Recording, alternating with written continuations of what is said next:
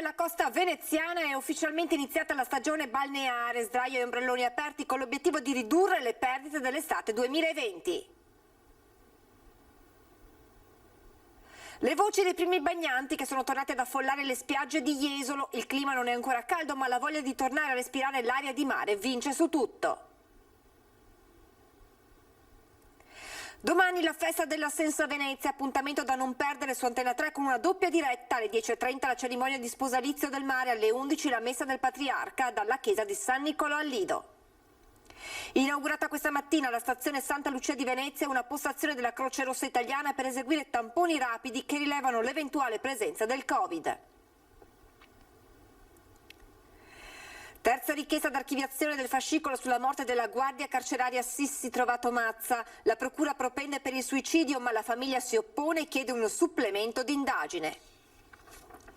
Iniziati a Vigonovo i lavori di smantellamento dell'elettrodotto aereo Dolo-Camin, sarà sostituito da una linea in cavo interrato che libererà da infrastrutture elettriche circa 95 ettari di territorio. Manifestazione lungo la Castellana a Zelarino per chiedere una centralina di rilevazione dell'inquinamento in un'area sottoposta ad un traffico intensissimo che potrebbe addirittura aumentare nei prossimi anni. Buonasera e ben ritrovati con l'edizione veneziana dei nostri telegiornali. Lo avete sentito anche dai nostri titoli. Oggi 15 maggio da DPCM apre ufficialmente la stagione estiva 2021 con il ritorno all'attività degli stabilimenti balneari, spiagge pronte e primi bagnanti. Noi siamo pronti. Da oggi si può iniziare la balneazione, le spiagge sono attrezzate, ci sono gli ombrelloni con le distanze consentite, stabilimenti balneari tutti ok. La stagione balneare 2021 nelle 10 località della costa veneta è ufficialmente iniziata. Sdraio e ombrelloni aperti, servizio di salvataggio attivo, telefoni negli uffici degli stabilimenti che continuano a suonare per ricevere prenotazioni. La spiaggia di Jesolo torna ad animarsi grazie anche alla bella giornata di sole. Le strutture, forti dell'esperienza dello scorso anno, hanno messo in campo tutte le misure anticontagio previste, a partire dai 12 metri quadri per ogni ombrellone, secondo quanto indicato dall'ordinanza regionale. Le spiagge del Veneto sono un luogo sicuro, sono un luogo assolutamente salubre, dove siamo andati ad intervenire su un nuovo concept per cui maggiori spazi, un potenziamento delle attività di prenotazione per evitare qualsiasi forma di assembramento, la grande attenzione alla pulizia e alla sanificazione. Intanto Jesolo ripropone anche per questa stagione la formula abbronzati o rimborsati per i turisti che arrivano sul litorale, cioè la possibilità di prenotare il proprio posto in spiaggia e di ottenere un rimborso in caso di maltempo.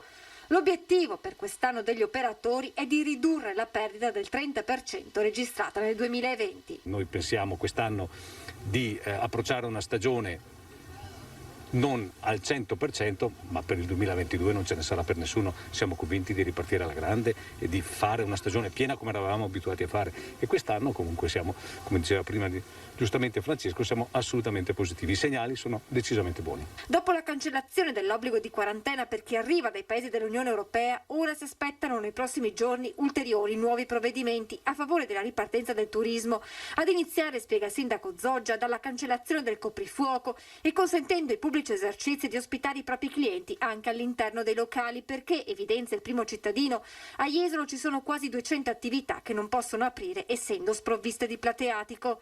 Intanto amministrazione comunale, ULSS e operatori stanno lavorando sul fronte vaccinazioni. Credo che sarà fatto in 1 o 2 settimane a tutti i nostri collaboratori, dipendenti di pubblici esercizi, di ristoranti, di bar, di alberghi, della spiaggia, di poter essere tutti vaccinati quando arrivano, prima di essere assunti. Finalmente torniamo a respirare un po' di libertà dopo un anno così difficile, è quello che ci dicono i primi bagnanti incontrati sulla spiaggia di Jesolo. Poco importa se il clima non è ancora caldo, la voglia di tornare a respirare l'aria di mare, a camminare sulla battigia, a stendersi sulla sabbia o a giocare a racchettoni vince su tutto. Nel giorno dell'apertura degli stabilimenti balneari, la spiaggia riaccoglie i bagnanti, chi vi è arrivato solo per poche ore, chi invece ha deciso di trascorrere a Jesolo un fine settimana di vacanza. Per tutti comunque un assaggio di estate e di libertà. Facciamo una giornata oggi, speriamo di poter goderci quest'estate un po' meglio. Ce n'era veramente bisogno. Inverno lungo, tutto quello che è successo, c'è proprio voglia di tornare a fare quello che si faceva una volta. Niente di straordinario, cose normali, semplici. Da dove venite? Dal lago di Garda. E avete scelto Jesolo perché? Ma perché ci piace, è vicino e la gente è veramente accogliente. C'era bisogno, sì. Siamo dell'Alto Adige. E siete venuti qui? Farete qualche giorno di vacanza? Sì, ieri fino a domani. Sì, 2 giorni. Prima uscita al mare, bel tempo, quindi speriamo che duri, che si possa fare qualcosa durante l'estate. Una speranza. Qui in giornata o farete qualche giorno? No, siamo in giornata, sì. Da dove venite? Veniamo da Valdagno, a Vicenza. Ci voleva, era da tanto che non provavamo questa ebbrezza. In giornata qui o state qualche giorno? Tutto il weekend. Da dove arrivate? Da Vicenza. Dopo tanti mesi chiusi in casa ci vuole un po' d'aria e un po' di mare. Era da tantissimo che non venivamo al mare e abbiamo colto l'occasione a fare una giornata così, stare tutti insieme. Da dove arrivate? Noi abitiamo sul lago di Garda, dalla Zise. Inaugurata questa mattina alla stazione Santa Lucia di Venezia una postazione per eseguire tamponi rapidi che rilevano l'eventuale presenza del Covid. È un'iniziativa della Croce Rossa Italiana che si svolge anche in altre 11 stazioni ferroviarie italiane. Il servizio sarà attivo ogni giorno per 12 ore sino al 30 settembre con la presenza di un medico, 2 infermieri, 4 volontari e un referente della postazione. È stato calcolato che per fare il tampone, espletare le formalità di rito ed avere i risultati dell'esame il tempo totale impiegato sarà di circa 18 minuti. E nel giorno dell'ascensione del Signore, anche in tempo di pandemia, Venezia rinnova il rito antichissimo dello sposalizio con il mare, la benedizione delle acque e la messa del patriarca, cerimonia che Antena 3 seguirà in diretta domani. Venezia celebra domani domenica la festa della Sensa. Si rinnova così l'antico rito dello sposalizio di Venezia con il mare nel giorno della festa liturgica dell'Ascensione. Il sindaco Luigi Brugnaro lancerà simbolicamente in acqua l'anello, poi seguirà la Santa Messa presieduta dal patriarca, Monsignor Francesco Moraglia, nella chiesa di San Nicolò del Lido. Quest'anno purtroppo a causa delle conseguenze della pandemia siamo ancora in restrizione, quindi non avremo il corteo che ormai eravamo abituati a vedere di barche, a remi a seguito della Serenissima, ma le imbarcazioni strettamente necessarie per poter garantire comunque questo gesto importante. Ai remi delle poche barche una rappresentanza dei legatanti, in maggioranza donne. Ci saranno i sindaci delle 7 città capoluogo di provincia del Veneto e i primi cittadini di Pisa, Genova e Amalfi, le antiche repubbliche marinare che hanno ricevuto da Venezia l'anello dogale nel 2019. Davanti a San Nicolò andremo nuovamente a ribadire quello che è il nostro impegno: proteggere le acque che per secoli hanno sempre protetto Venezia.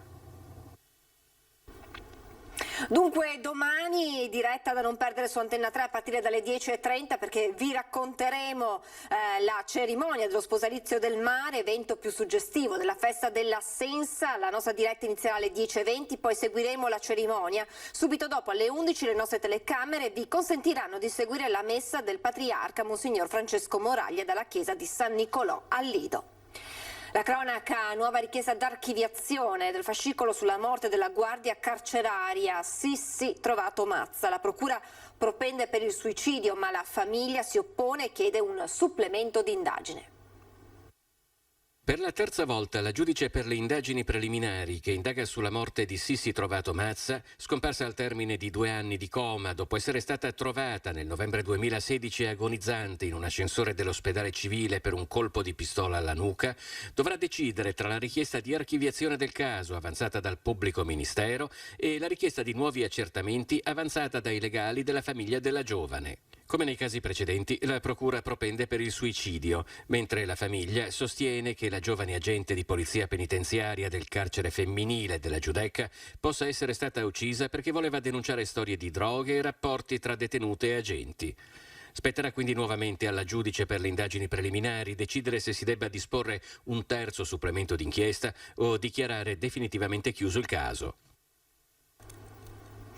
60 metri di lunghezza, quasi 20 di larghezza e 510 tonnellate di peso sono i numeri che caratterizzano la campata centrale del nuovo cavalcavia del nodo di Portogruaro, l'opera regina del primo sublotto del secondo lotto della terza corsia dell'A4. Il varo è atteso stanotte, ma le operazioni per alzarla sono iniziate già mercoledì mattina. Il cantiere ha richiesto la chiusura dell'autostrada A4 dalle 18 di oggi fino alle 10 di domenica nel tratto Sandona di Piave a Latisana in direzione Trieste e nel tratto Latisana nodo di Portogruaro in direzione Venezia. La decisione di far uscire il traffico proveniente da Venezia a Sandonà è dettata dal fatto che San Stino non è in grado di supportare la capacità dei transiti previsti a quell'orario in base al numero di piste a disposizione. E sono iniziati a Vigonovo i lavori che porteranno allo smantellamento dell'elettrodotto aereo Dolo-Camin. Sarà sostituito da una linea in cavo interrato che permetterà di liberare da infrastrutture elettriche circa 95 ettari di territorio. Terna ha avviato la demolizione delle fondazioni dei tralicci della linea aerea Dolo-Camin, non più necessaria grazie al nuovo progetto di linea in cavo interrato. Oltre ai 4 basamenti di Vigonovo, dove sono iniziati i lavori, altri 9 si trovano nel territorio di Dolo, 10 a Saonara e 1 nel comune di Padova. L'intervento durerà circa 15 settimane e ha come obiettivo il ripristino dello stato dei luoghi come erano prima dell'opera. Questo è un grande risultato per il territorio, per il Veneto, perché comunque garantiamo il servizio, voglio dire, questa è un'infrastruttura necessaria, cioè non voglio ricordare, ma qualcuno pensa che siano cose, è necessario farlo, ma la facciamo nel rispetto dell'ambiente, nel rispetto delle comunità locali, insomma, quindi un risultato enorme. Grandissima soddisfazione, noi siamo, come dicevo poc'anzi, portavoce dei cittadini e sono i cittadini che ci hanno sempre chiesto di sostenere questa battaglia, di avere un elettrodotto interrato anziché aereo. Il nuovo progetto della linea Dolo-Camin in cavo interrato prevede un investimento di 140 milioni di euro che contribuiranno a migliorare l'affidabilità e qualità del servizio elettrico. La Regione ha coordinato un tavolo tecnico che ha visto la partecipazione di tutti i comuni, dai sindaci agli uffici tecnici, e questo ci ha consentito di poter fare una serie di sopralluoghi insieme e di poter definire insieme il progetto il più sostenibile possibile. Il nuovo elettrodotto avrà una lunghezza di circa 16 km e mezzo e permetterà la demolizione di quasi 32 km di elettrodotti aerei attraverso lo smantellamento di 123 tralicci che libereranno da infrastrutture elettriche circa 95 ettari di territorio. Doppio intervento della polizia stanotte a Mestre, il primo per un furto al distributore automatico di bevande nella sede di Confcommercio in Viale Ancona. Un italiano e un marocchino sorpresi col volto travisato, un piede di porco e 15 euro in moneta sono stati denunciati per reati contro il patrimonio e porto ingiustificato di armi. Il secondo intervento poco dopo, quando è stato fermato un pregiudicato in possesso di diversa moneta e bibite ancora fredde risultate rubate da un distributore automatico in via Bembo, è stato denunciato per ricettazione e porto ingiustificato di armi. Manifestazione lungo la Castellana a Zelarino per chiedere l'installazione di una centralina di rilevazione dell'inquinamento in un'area sottoposta ad un traffico intensissimo che potrebbe addirittura aumentare nei prossimi anni.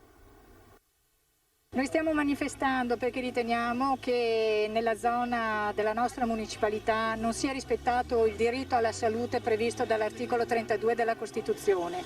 Hanno inoltrato una richiesta formale alle autorità della città di Venezia per l'installazione di una centralina di rilevamento smog. Diverse associazioni civiche e ambientaliste manifestano alla rotatoria di via Paccagnella, presa ad esempio di un traffico che sulla Castellana tra Trivignano e Zelarino è stimato attualmente con una media di 17.500 passaggi di veicoli al giorno, tra cui molti tir, ed è destinato ad aumentare ulteriormente nel futuro prossimo. C'è in atto l'ampliamento del pronto soccorso, c'è l'apertura dell'Iperlando, la l'ampliamento dell'IFIS in zona Terraglio Gatta, una lottizzazione che prevede 120 appartamenti nella zona di Trivignano, angolo Palazzetto dello Sport, che a sua volta sarà ampliato e raddoppiato.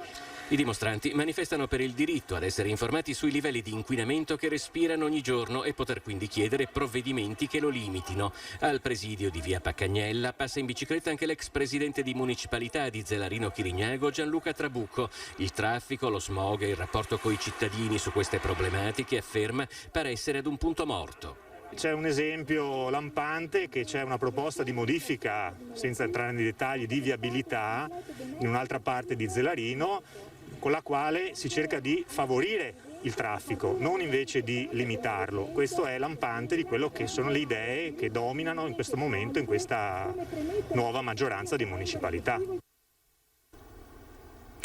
Manifestazione in difesa dell'ex ospedale al mare domenica mattina al Lido. Il presidio a Santa Maria Elisabetta sarà collegato da un serpentone di persone fino all'ingresso dell'ex ospedale al mare.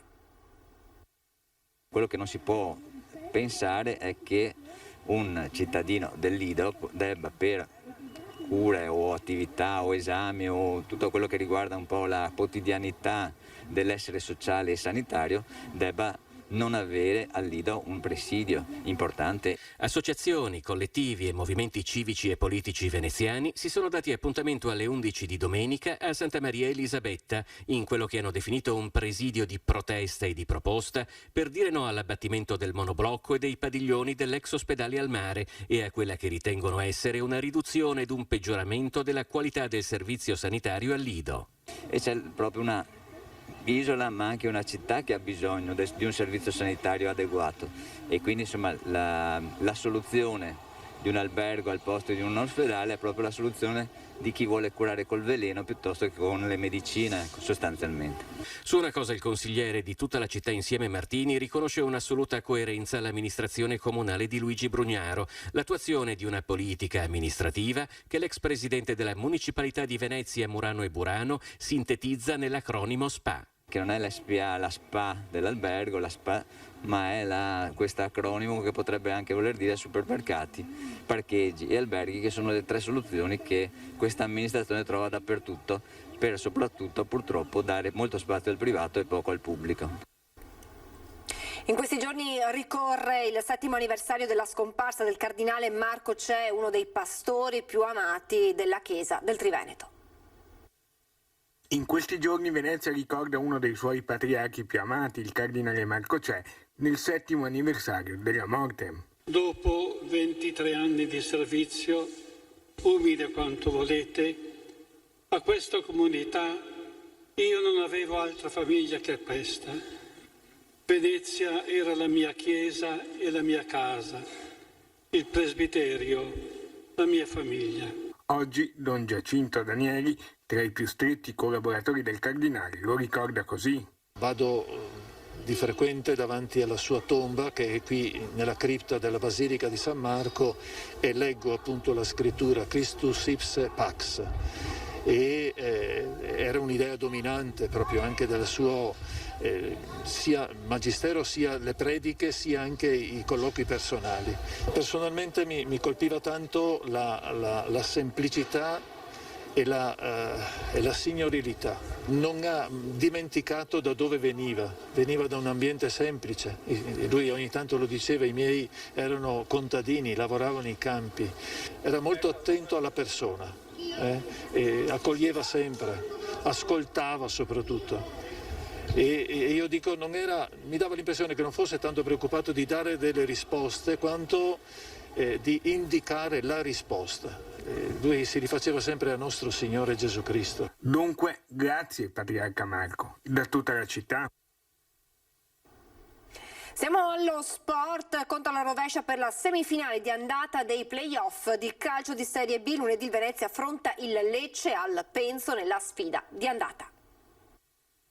Il Venezia vince per 3-2 contro il Chievo nel primo turno dei playoff e si guadagna, dopo 120 minuti di gioco, il pass per le semifinali, dove affronterà il Lecce. Lunedì sera la partita di andata al Pierluigi Penzo di Sant'Elena con fischio di inizio alle 20:45. Giovedì il ritorno in Puglia. Ne è uscita una partita bellissima, una partita secondo me stupenda per chi l'ha vista. È stata bellissima per noi che l'abbiamo vissuta. Detto questo, penso che ci siano pochi gruppi che possano fare quello che abbiamo fatto noi. Essere in svantaggio alla fine del primo tempo supplementare e avere la forza e il cuore di ribaltare una partita. Onore a un grande Chievo contro un Venezia dal cuore immenso. Ora si pensa già alla prossima sfida. Per battere il Lecce bisogna essere perfetti, perché il Lecce è una squadra fortissima, probabilmente la più forte insieme al Monza. E se serviranno 2 prestazioni, sia in casa che fuori, straordinarie, ma che questa squadra può fare. E adesso il basket con la Reyer femminile che non ce la fa e cade a Schio. Domenica al Tagliercio la bella per lo scudetto. Verrà assegnato all'ultima partita della serie, domenica alle ore 18 al Palasport Tagliercio di Mestre, lo scudetto femminile della pallacanestro italiana. La famiglia Uber Schio vince anche la seconda gara in casa contro l'Umana Reyer Venezia femminile con il punteggio finale di 67-65. Si prolunga così il derby veneto quasi infinito che ha caratterizzato tutta la stagione sportiva. L'umore sicuramente non è dei migliori. Anche se abbiamo fatto un'ottima partita, anche oggi non siamo partiti con la determinazione con cui è partita Schio, erano decisamente più intense di noi, però siamo stati bravi dopo a recuperare e poi ad avere la possibilità di vincere, soprattutto a 4 minuti alla fine eravamo sotto di 8 punti e forse nessuno pensava che potessimo ritornare in vantaggio. È stata un'altra partita al Cardio Parma con Schio che è partita subito avanti, ma che la Reyer ha avuto la possibilità di vincere negli ultimi minuti, riuscendo anche a mettere la freccia del sorpasso, ma poi fallendo il colpo del KO a 30 secondi dalla fine. E alla fine Famila ha avuto la meglio. Domenica la prova senza appello. Un'altra partita in casa e vogliamo mettere ogni stile della nostra energia per realizzare il nostro sogno. E cosa dirai alle ragazze adesso, domani? Parliamo, niente di che, perché parliamo di quello che potevamo fare meglio, di quello che abbiamo fatto bene e preparare la prossima partita cercando di fare 3 punti meglio di oggi e che sarebbero sufficienti. Questa era la nostra ultima notizia, vi lascio come di consueto le previsioni del tempo, grazie per essere stati con noi, buona serata e buona domenica.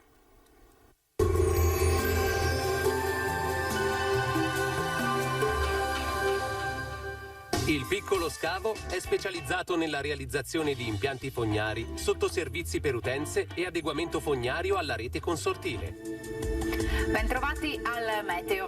L'alta pressione non riesce a prendere pieno possesso del nostro territorio. Ecco che anche domenica 16 maggio dovremo aspettarci una locale instabilità.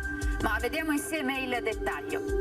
Sul Veneto sarà una giornata caratterizzata da ampie schiarite soleggiate, alternate però a momenti più nuvolosi. Dal pomeriggio poi sarà alta la probabilità di acquazzoni, specie sui settori montani e pedemontani, con i temporali che localmente potrebbero scendere fin verso la pianura. Temperature in lieve aumento, minime comprese tra 9 e 12 gradi, massime oscillanti invece tra i 16 e i 23 gradi all'incirca. Ci spostiamo ora sul Friuli Venezia Giulia, dove inizialmente avremo più sole, a seguire invece sarà più nuvoloso, anche con occasionali temporali, localmente anche di moderata intensità. Temperature minime tra 12 e 14 gradi, massime sui 17-19 gradi. Infine ci spostiamo sul Trentino Alto Adige, dove la situazione sarà la stessa, qualche pausa asciutta intervallata da isolati rovesci. Temperature minime intorno agli 8-9 gradi, massime infine sui 22 all'incirca. Dal meteo per ora è tutto, vi auguro come sempre un buon proseguimento in compagnia di Antenna 3.